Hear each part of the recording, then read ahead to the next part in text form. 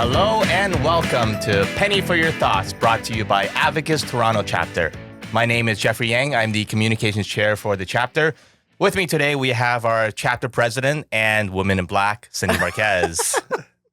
Thank you for that. And very special guest joining us today, we have Timothy McWhinney, who's the Regional VP of Sales at PPI for Ontario, and someone who's not in a Halloween costume today. Timothy McWhinney, thanks for joining us today. Oh, it's a pleasure to be here. Cindy and Jeff, really appreciate you inviting me on. I'm really looking forward to it. Yeah, absolutely. For those of you who are confused at home why I'm in costume, I was told we were dressing up because this is Halloween, and we were not. So that's why I'm here right now. So thank you, Tim. Yeah. It may not look like I'm dressed up, but see my costume, I'm all in black. I'm dressed as a cat hair magnet. That hair comes flying at me from across the room. No There lint you go. roller can stand a chance. You can't run, you can't hide. That's why this is the spookiest costume. That of is them a all. spooky. I like that. I like that. And Well, what's your my excuse? kids are excited. I mean, they've got traditional costumes. I've got a Spider-Man and a Batgirl Nice.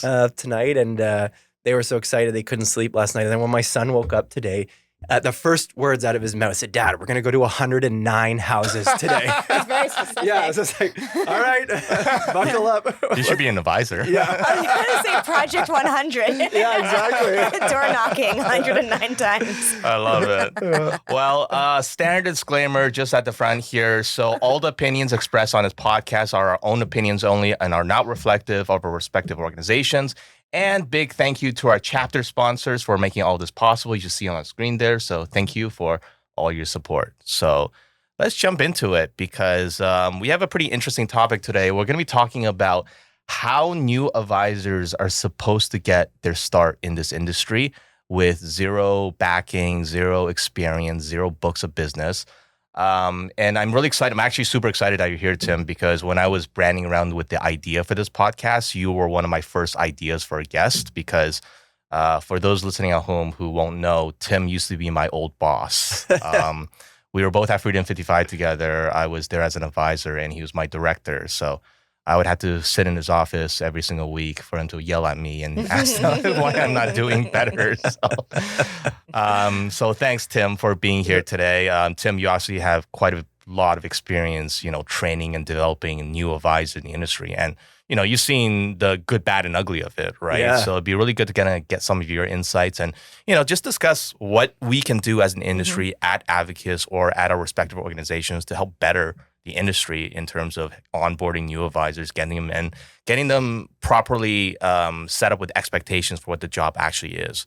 So it's going to be an interesting discussion today. But before we get into it, Tim, maybe just speak a bit about your background and, why are you here today? Yeah, lots changed since you and I used to work together. You used to have hair. So. Yeah. I at least Jeff can attest to it. I used to have hair. I had a great head of hair when I got in the business 13 years ago. It was magnificent. And, what a ride it's been. One day you're 24 years old and you got a full head of hair. The next day, you've got the makeup team at the podcast studio trying to get the shine off your head. But what can you do, right? You can't win them all.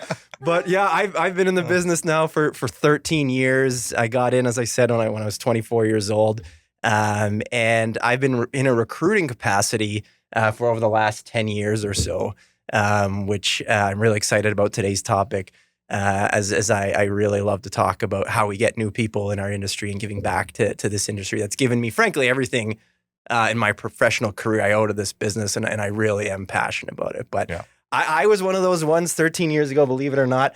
I applied on the website to join as an advisor. That was me. I had no crazy. idea what I was getting into. I love that. But I said, you know what? I want to be an entrepreneur. I want to be in business for myself. And why not? Let's give it a try. So that's how I got started. What was your background before that? What were you doing? Were you working? Yeah, so I was just graduated school and I had some debts that I wanted to pay off. So I was working at a financial institution for a couple of years, but I knew that it wasn't what I wanted to do long term. I knew that I wanted to pay off my debts and get in a bit more of a stable position where I could go and venture off and try something. Like being an advisor and having my own business. So I studied business at school. I worked as a bank teller during the summer while I was in school, among other jobs that I had to get a bit of a flavor of the financial industry. And I did have some family was in, my father worked in the business for a long time. in various capacities. So I knew this was probably something I wanted to get into. The timing, I would say you never know when the time is going to be right, but I'm happy I did it when I did. I've got no regrets. Of course, there were a lot of tough times in the old days. I think of the advisor today and leveraging technology and working remotely has completely changed. I don't remember, Jeff, if you remember, you and I would drive to the middle of nowhere just to have an introductory conversation with a client or a prospective client. And I remember that too. Those are some long days on the road. I can't believe I think back to how far I would drive for just like administrative things with clients too, and eat up your whole day. I couldn't imagine doing that now. Oh my God, yeah. And when you were starting out, you took any business that you could get. Oh, right? yeah. So Well, I didn't have a network. I didn't grow up in Toronto. I went to school in Toronto, but I didn't have a natural market. So talk about Project 100. You know? I think those were all cold calls when I started. And I could actually remember one of the stories that I still think about this day was I was cold calling one day in our little phone booth offices that we used to have. And I ran into a gentleman, and it just so happened, he said, "You know what, Tim, I've been meaning to move my investments to an advisor. I'm at the bank. My family and my kids need insurance. Can you come over to my house, before the end of the week?" It was early in the week, and we could get this done together. And I said, "Absolutely. Where do you live?" And he said, "I live in Innisfil, which is about an hour drive from here." So I hang up the phone. I'm like, "All right, I got an appointment in Innisfil." And at the time, I didn't even have a car. So, I didn't have a car. I didn't have any money either. But I figured, you know what? Checking or something? Something like that. I decided to rent a car and drive to this individual's house because I thought, okay, the commissions will pay this off and I'll still be net positive. So I rent a car. I drive up to the house. I ring the doorbell. I can see the lights are on. There's cars in the driveway. No answer on the door. I bang again, no answer on the door. I say, "Oh goodness, what have I done?" I go and sit in the rental car for about an hour, no action. I drive home, I get back to the office, and back then we had those, as you know, those landlines and the lights blinking, saying I've got a voicemail. I check in, and it's the individual, and it says, "Tim, thanks, but we're not interested anymore." Oh, no. Oh, no. So they're hiding for you when you were like, "Don't ring the doorbell." So I always wonder, how long were they willing to hide down there? Yeah, why not just answer? Should we play a game of chicken? But I think I was getting charged hourly for the rental, so I couldn't afford to wait it out. Such a bummer. What about, you said your father's in the industry. Did you not sort of, I don't know, he didn't take you under his wing? Yeah, he's had an interesting career. He was always in management for the most part, so wasn't an advisor. And in fact, he lives overseas now. So when I got in the business, he was living overseas. Got it. So it was a bit of a different scenario.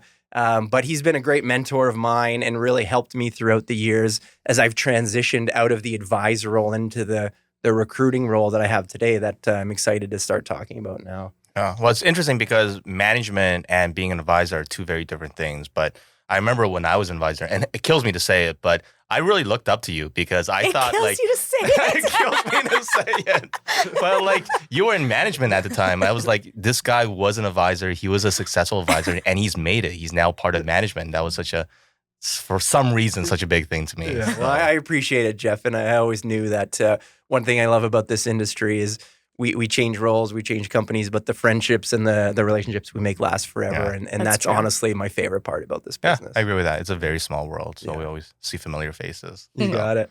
I love it. Well, thanks, Tim. And like I said, I'm really excited for you to be here today because let's talk about, as the industry evolves and changes and everything's moving to online and tech, and there's different shifting expectations for what a financial advisor is, new regulations, how the hell do you get your start as an advisor now, right? So Tim and I, we both started at Freedom 55.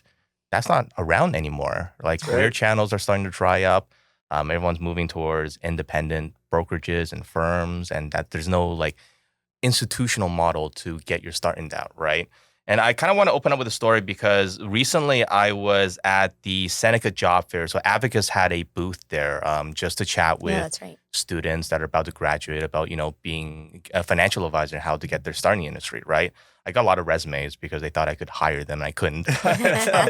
But it was really interesting because I got to meet a lot of really cool, young, promising individuals. And it's really heartening to see because, I'm not trying to be hyperbolic about it, but the next generation, like the future is really in good hands. Like the next generation, they're so bright, they're so promising, but there's also a bit of a mismatch in young students that want to get their start as a financial advisor and the reality of what it means to be a financial Yeah. advisor, right? So when I was talking to all these students, a lot of the focus of the conversation was on the academic theory of being a financial advisor. A lot of the conversations revolved around financial planning, cash flow analysis, stock markets, things like that.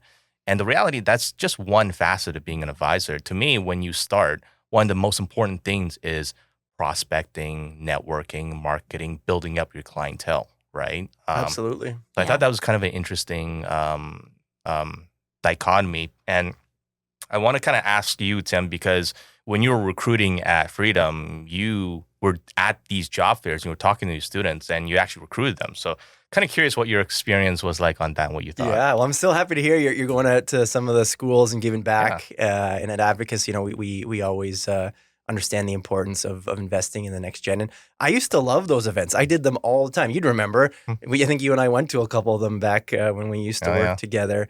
And I would agree. I think it's incredible to see the next gen of students coming in. But one of the value adds that I always used to go when I used to meet these students is exactly that. They're so focused on studying in theory.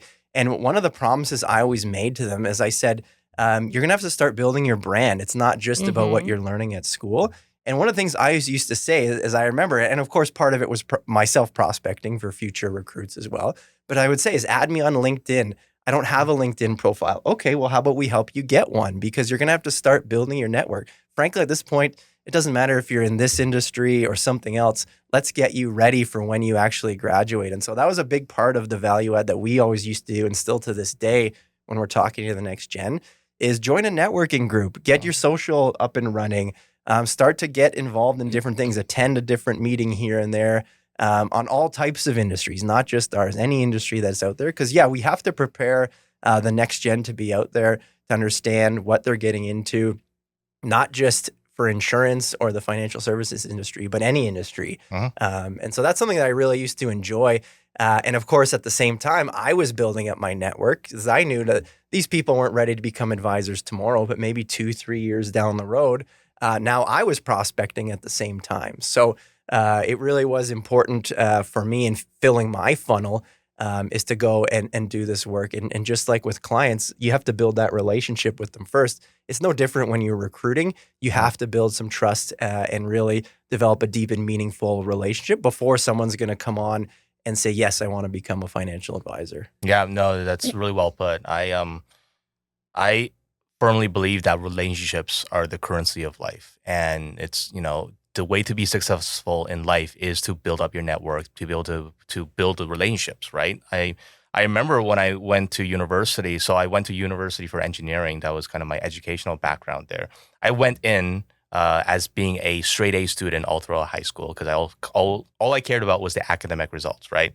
Then I had a real pivot moment in university where it's like, no, I want to just expand my network as much as I can, go out to as many parties and networking events and just meet people, right? Because that's the real value of a lot of these kind of... that's a lot of foresight, though. I don't think a whole lot of students are thinking that way. Especially, and I remember that point. I got my in through a career fair at university as well. And I think myself and probably many of these, doe-eyed students that you meet just assume that they're going to execute on all these great concepts that they've learned and that clients are just fed to them. Like, here's a client that wants your help, now help them.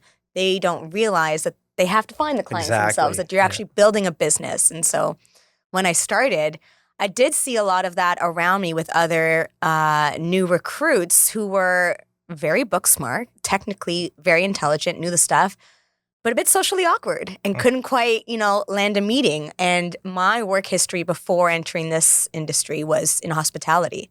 And I honestly feel like that equipped me better than anything else could have to come into a role with sales and selling yourself and just being comfortable talking to strangers. But I was blindsided by the fact that, like, Project 100, what do you mean?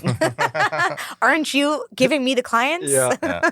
So was there a big mismatch between like your expectation and reality when you got your start? Yeah, for sure. And I mean, it was sold to me as like, well, forget salary. What if I told you there is no upper cap? There's always that, like, why put a limit on your success? I'm like, that sounds great. How soon can I be rich? Yeah. But in my head, I was just going to go through the banking system. Like you said, I'm just going to be a teller and work my way up. Yeah. But quite frankly, as hard as it was to start a business from scratch, I'm glad I didn't go through the traditional banking route. Yeah. Happy to be with where I'm at now. Yeah. Took a lot of pain and suffering and a lot of time to ramp things up. But here we are. And I mean, it's hard to stick to it in those early years, which can be like 4 or 5 years to really get to that point of comfort. Yeah, exactly. I mean, you hit a really good point. I want to revisit later on about the banks versus like the firms and everything. But Tim, when you were talking to these students at the job fair, like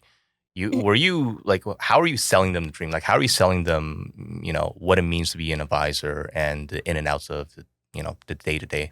Yeah, I think I was very candid with them, similar to your point, Cindy. Like, oftentimes you get sold a bill of goods where you come in and same thing. Your hiring manager will say, "Oh, you're going to make 6 figures in your first 12 months because all you have to do is meet 3 people or close 3 deals a month," or whatever the case is. I never approached it that way. I always approached it as a long-term investment, and really, that's going back to your point you made earlier, Jeff. Of they were so book smart, and some of them already had their CFPs, or they're writing their CFP exam, and they just had to now wait the 3 years because they have 0 experience, but they've done all of the academic work for it.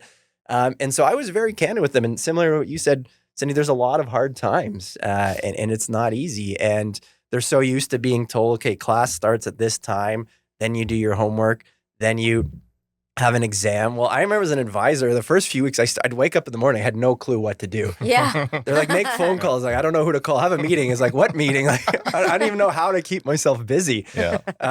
And so I found with the students at the time is just being very transparent and saying that this is an investment and it will take time. And what I love about our industry is it's no different than any other entrepreneurial role that's out there. I mean, depending on who you ask, the stat is 80 to 90% of advisors fail in their first 3 years, depending on what stat you're looking at. I know it all varies a little bit, but that's a reality. And I used to put that front and center of every presentation that I always gave. And then I also put right after that, I always put the Confucius quote, which is something along the lines, I'm paraphrasing, of find a job that you like and you'll never have to work a day in your life. And that was the second quote. So it's like, it's all about finding a job that you love doing, because if you love what you're doing, it doesn't feel like work. And so I just said that this job, if you think this is for you, let's take everyone in the room that we think this is for you. 90% of you wouldn't make it if you tried. But that's a reality of starting any business. It's no different than any other one. Yeah. Now that stat 1 in 3 failed. Is that to say 1 in 3 decide to walk away from the industry? Because I'd argue that it can, in your first 3 years, you can still not really be hitting any quotas or making a lot of sales, but it's the resilience, It's the resilience and the follow through. Yeah. Because I can personally attest when you say that you're candid with people coming into the industry, because I remember our job interview and I remember you were telling me, yes, there's unlimited income potential in the first early years, but you were very explicit in telling me that chances are you're not going to make a lot of money in the first 1 to 3 years, right? Yeah. You actually graphed it out for me. I don't know what you were basing that on, but like that's very fair. You're straightforward. It's like it's going to be tough. It's going to be a big grind because you are running a business. Like that's the one aspect I think not a lot of people know is it's running a business, right? It's running a business, and it's no different than any other one. And the second thing I would say, and I still say this to young individuals I talk to every single day now who want to get in the business, is let's say you do decide you want to get in, 80% of your time should be spent prospecting. And that's the other part, is that once you get in the door, you get your licenses or you get sponsored and you're finally here, a lot of individuals don't understand, and it goes back to just the students that we're talking about, is they're very book smart and they want to apply all these skills that they had. Well, guess what? 80% of your time needs to spend prospecting. And when you really break that down, that means the majority of every day that you work, you should be out in some shape or form prospecting. Yeah. And so that's the other challenging part that I don't think anyone wants to say up front necessarily. I think we're doing a much better job today versus a long time ago. But that's the other key is once you're here, what are we going to do when you get here? And it's all about networking and prospecting, just like Jeff, you were mentioning there. Yeah, and I think it's really important we delineate between, being an advisor and being someone who's more technical, like maybe in an analyst role, right? I think there might be some confusion in what an advisor really is in the eyes of young students, right? Absolutely. And, there's nothing wrong with being book smart. There's nothing wrong with being more technical. But maybe the job of running a business as an advisor isn't for you. Maybe your job is more so on being like the analytical front and, portfolio analysis and all that. So that's the big thing, the big education piece there. And I think we need to do a better job as an industry of educating. That wasn't really made clear to me either while in school studying these things, because everyone's very excited to learn these concepts and execute on them. But that's not to say that they're interested in running a business. They wanted to solve financial problems. They had no interest in running a business, but the two go hand in hand if you actually want to be an advisor. But that was not really made clear during my education either. So it surprised me, and I imagine that's probably still the case. I can't speak to everyone, but you're still facing a lot of students. Yeah. You're being very forthcoming with them, which is nice. Hopefully. My advice to young people who want to get into our business or who think that the advisory path is something they want to go to is just get some work experience, and specifically get some work experience in some type of capacity where you're in sales or you're networking. And that way, and really the objective there is to try and build trust with people, try and find commonality with people, try to be a problem solver, and then ultimately whatever problem you're trying to solve, that's when you implement the solution. Yep. So yes, there are less people getting into our industry than just when we started, 10 or 15 years ago, let alone 20 or 30 years ago. But I don't think that means our industry is shrinking. If you look at our stats, in fact, I think we've got a couple articles that we'll chat about today, that the industry is growing. And we do have less individuals coming in, but I don't think it means we have less talent. I actually think there's more talent than ever. And it's up to those in recruiting capacities in our industry, such as myself, to go out and find that talent. So I actually think it's the individuals who are already in the business. We have an obligation to go out and find that talent because it's harder for them to get in the business.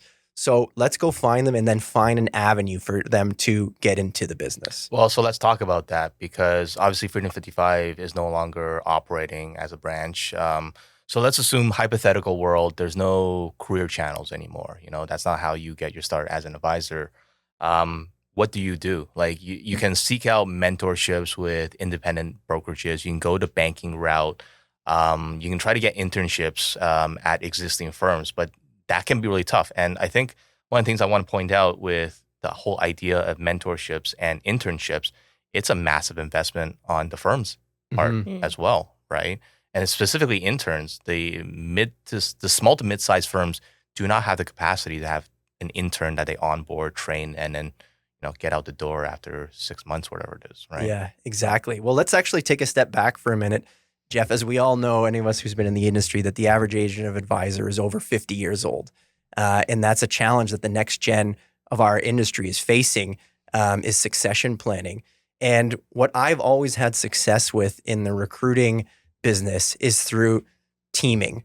So to your point, Jeff, firms don't have time to necessarily train someone from scratch, but they do love to team up with someone, and it's all about fit.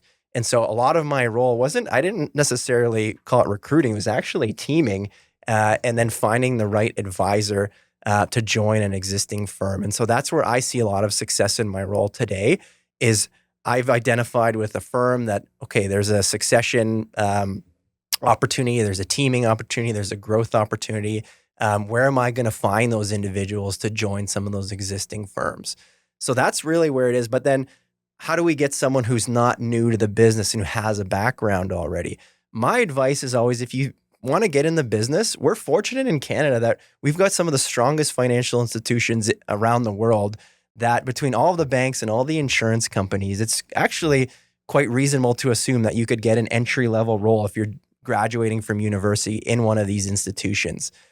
From there, I would say that's when you start, if you enjoy what you're doing, maybe start studying for a license. Maybe I want to start studying for my LOQP or my investment license or something else. And then you can start working where maybe you join an insurance company in an entry-level new business type of specialist role or a coordinator role. Okay, well, let's say a wholesale role opens up. You're studying for your license. You already know the business. Now you become into a wholesaler and you do that for a few years. Well, all of a sudden, if you're a wholesaler with a couple of years experience and you're already licensed, you understand the planning process and how to design a financial plan for a client. Now you're attractive for that advisor that I was talking about earlier who needs a succession plan. Mm-hmm. And so I see a lot of success of these individuals who've worked at a bank, who have worked at an insurance company or any financial institution, who are sharp. They are licensed. They're experienced. They know what they're doing. They're next gen. They leverage technology like some of these senior advisors don't even know how, and that they can add immediate value to these firms. So that's where I see a lot of success for these new individuals who are entering into our business. No, that's a great point. I like what you said about the wholesaling route because you do get good overview of what it means to be an advisor and the practice and the days in and day out. And you're right. Like it is hard. So like I think back to when we were at Freedom, and I don't want to keep harping on this, but like all the people that I remember I was training with that exited, a lot of them did remain within the industry in some capacity. Some went to banks, some went to investment, like independent firms. One guy bought into a winery. I don't know if you remember that. That was Did we ever get any free wine out of No, that? we never I don't think we did. I think they still haven't sold yet. They're still like growing and like cultivating land. But it's interesting, right? It's sometimes I think it can be a case where you're too young to be or too inexperienced to be an advisor, and getting that industry experience as a wholesaler at a bank, whatever it may be, I think that is invaluable. Yeah. And to be fair, to make reasonable amounts of money, you'll probably have to work with clientele that are much older than you, and it's hard to be taken seriously. And I'll say that, coming from, I was a female in my 20s, mid-20s at the time, and maybe it's just imposter syndrome, that was holding me down, but I felt pretty insecure in a room in front of someone much older than I. Like, you should listen to me. I promise. I know what I'm talking about. But you need some time to build up into that confidence. And I think that does come with being able to be within the industry and perhaps just adjacent to the advisor role. I was fortunate because I was in a sort of team situation alongside my mentor at the time, who showed me the ropes. I got to see how he conducted sales calls, et cetera. So I got to sort of sit back and still partake in sort of split sales because I'd support him in other ways, and make a living while learning the ropes instead of just starving and taking any client and, Well, kudos to you for sticking it out. And I do think it's tough. Back then, I can only imagine as well as a young female professional as well. My wife's an entrepreneur, so she had to go through some similar hurdles as I'm sure you did. And mentorship really is critical. And that's the other thing I talk about when I'm meeting with the next gen of advisors or young advisors, young students who are set to graduate. Is part of networking is to find out where your role is going to be and to try and help you land a job. But an even bigger part in my mind is to build what I like to call your board of directors, is those people, those mentors that you can trust, and you can go to them and ask them for advice. And it is a lonely business, as we all like to say. It's hard enough on your own, so you might as well have some people in your corner that can help you out. Yeah, your CEO is actually big on that, about like the highest performing individuals have a mentor of some sort to help them guide through life and business. Everybody does in life. I know. I believe we talked about it on the podcast before, but every single person that you know who's the highest performing, whatever you look up to, whether it's sports, music, art, they all have a coach. And I love my role now because I'm fortunate to work with some of the top advisors across the country. And they all invest in their business by having a coach.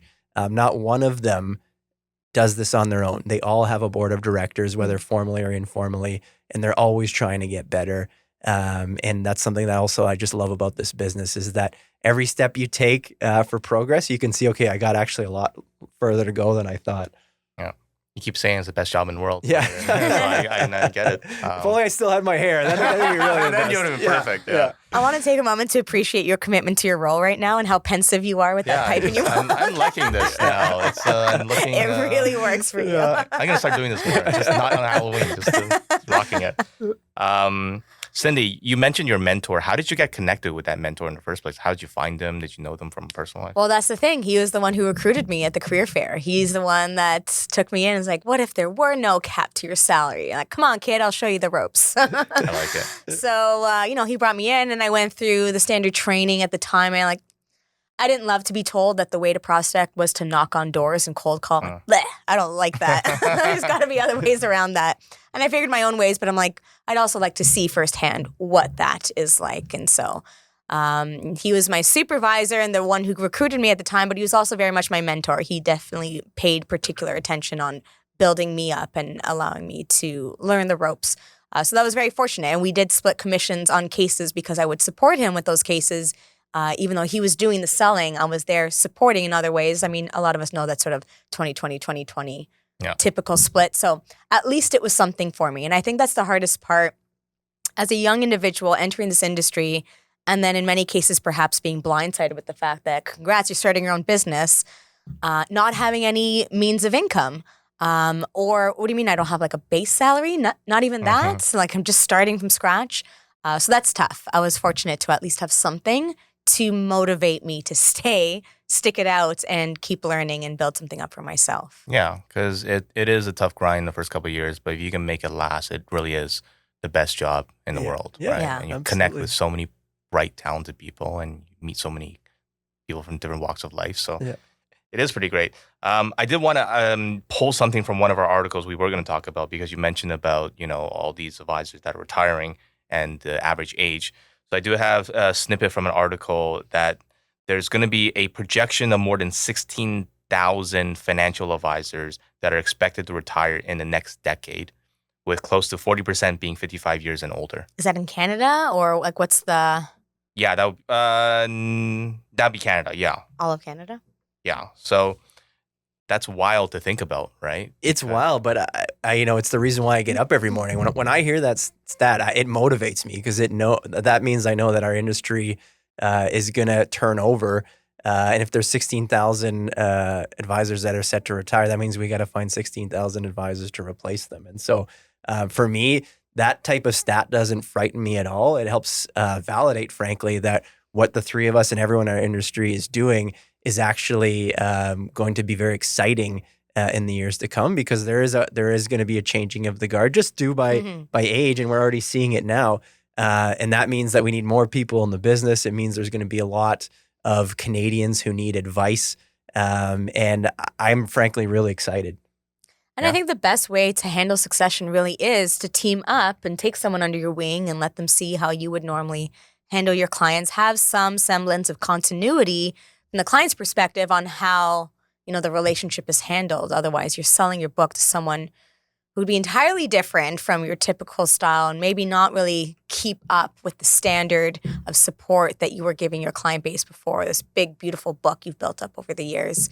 So it helps new advisors when you team up with them and let them see how you do things, give them a means of getting paid by supporting you, and then they can take it over and, continue that level of service that you I agree with you. Up. Yeah. Everyone at this table has a role to play in that, in terms of teaming, connecting young advisors to experienced advisors. And you're right, like that's I get excited about that too. I love teaming up potential partnerships and potential succession plans, right? Yeah. And I think Advocis has a role to play as well. Like I love in-person events where we see the young and old talking to each other and see kind of the partnerships develop there. So I get really excited when I see some of these next-gen advisors who are leveraging technology in ways that I don't even understand.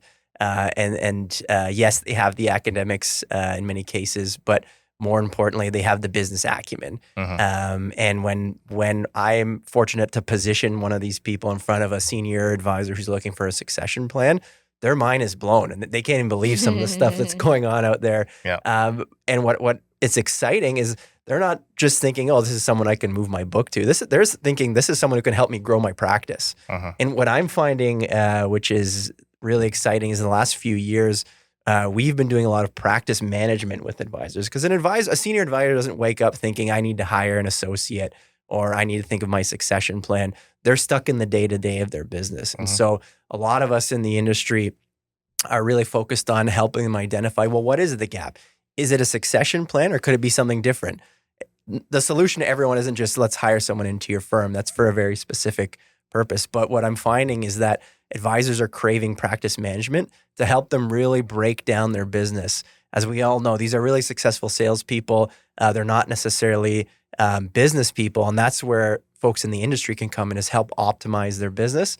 And sometimes that leads to bringing an associate into their firm. Yeah, exactly. It's all about the teaming and the partnerships, right? Yeah. I did want to touch on, just really briefly, on this whole idea of the difference between, we work with individual firms and independent firms. And I want to contrast that with how the big banks operate, because obviously they're a significant presence in the financial services industry. They hold the vast majority of clients' assets, essentially of Canadians.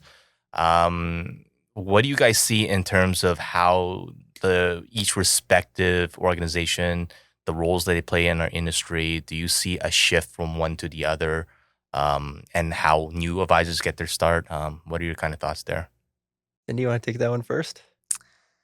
I mean, I'm not personally doing a lot of recruiting, so that's hard for me to answer, aside from just conversations we have with Advocis members at our events, which some cases we do get the individual who I left the bank and now I'm ready to make it on my own and I'm so happy to be here.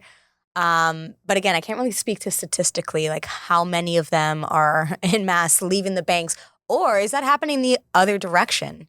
For the stat you referenced earlier, 1 in 3 fail in the first 3 years.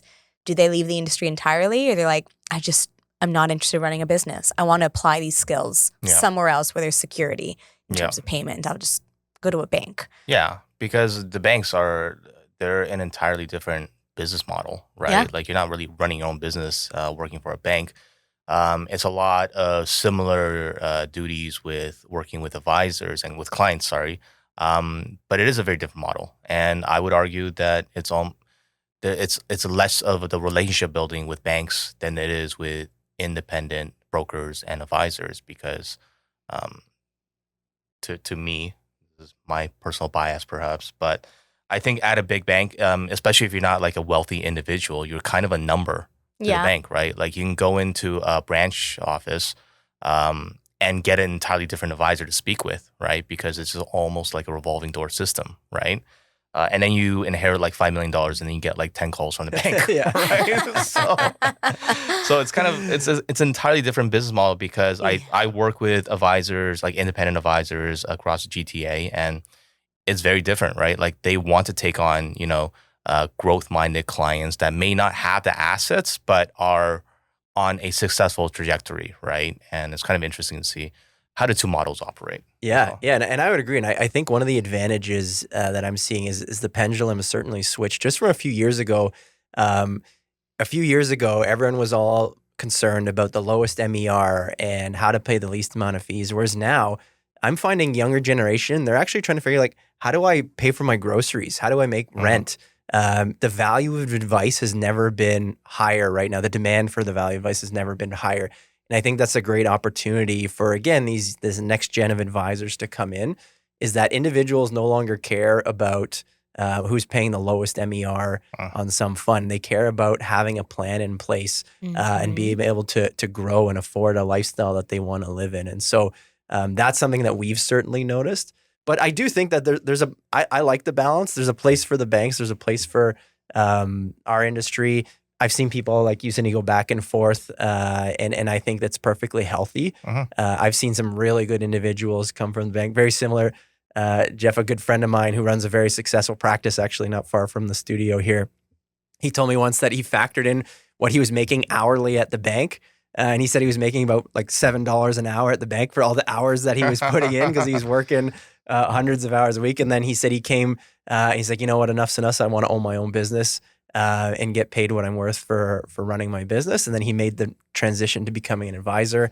And it was the best thing that happened to him. Good. I've seen a lot of advisors join our business. They fall out of love with it or it doesn't work, and then they go have successful careers at the bank. I think it's healthy to have both of those. And we'll continue to see individuals go back and forth between the two. No, well said. I want to jump on that, and I don't mean to keep harping on this, but it is the soapbox I love to stand on. But you mentioned, a lot of people, especially nowadays, what they're concerned about is not so much MERs, things that are investment related, but practical solutions to cash flow planning and how do I just survive.